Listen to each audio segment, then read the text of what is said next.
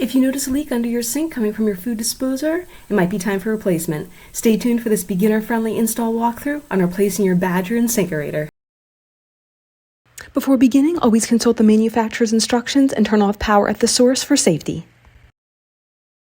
If you notice two separate lines feeding into your unit, that means it is also connected to your dishwasher. Use a flathead screwdriver to disconnect both of these lines and then gently twist the disposal away from these lines. Be sure to keep a bucket on hand to catch any excess water.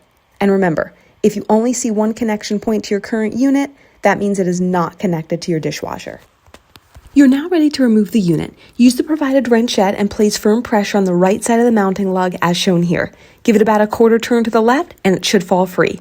If you're having trouble, use a screwdriver as an extra leverage point. Remember that the disposal is heavy, so have an extra person on hand or set something under it. You're now ready to disconnect the electrical supply. Flip over the unit and unscrew the electrical cover plate. Unscrew the green ground screw to free the ground wire. Then manually twist off the wire nuts and keep these handy for the new installation. If you are installing the same unit and wish to use the same mounting bracket, you can skip these next steps. If removing the mounting assembly, first loosen the 3 screws with a flathead screwdriver. Next, look for a thin circular snap ring. There should be a gap to fit your flat blade behind it and pry it off. The entire mounting bracket should now be free. You won't be able to fit a flat blade screwdriver underneath the lip of the sink flange, so instead, work it out from the bottom up. Beautiful, beautiful. There you go, nice. Little coaxing. This is a great idea. Teamwork, yep, that's gonna be coming next. All right, we got the bulk of it here. Just wanna make sure that's nice and clean before applying that plumber's putty. It's now time to apply some adult Play-Doh. Be sure to scrape off all the old putty to ensure a good seal. Don't worry too much about scratching up your sink in this area, since it will all be covered up by the flange anyway.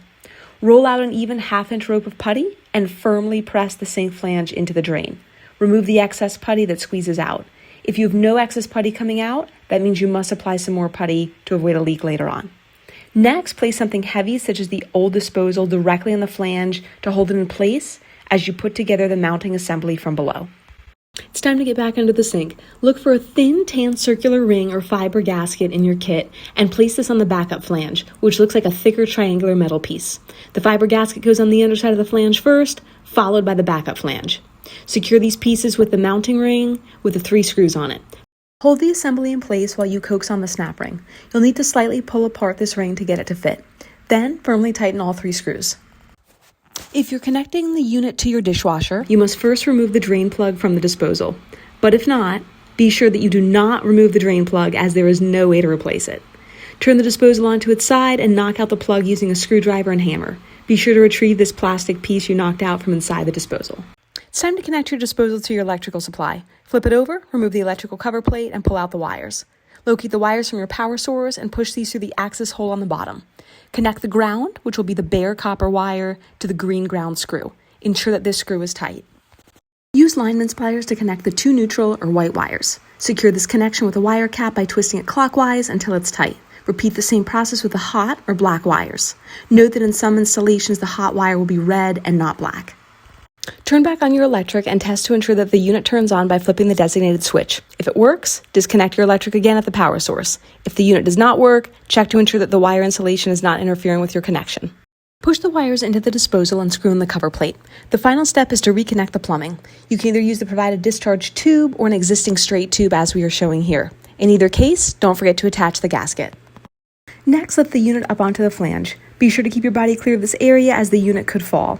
The 3 mounting tabs on the disposal should align with the lowest part of the 3 ramps on the flange. Turn the disposal clockwise to slide it up the ramps as you push the 2 pieces together. Make sure that the 3 tabs are engaged with the ramps on the flange. The disposal will now rotate freely, allowing you to align it with plumbing.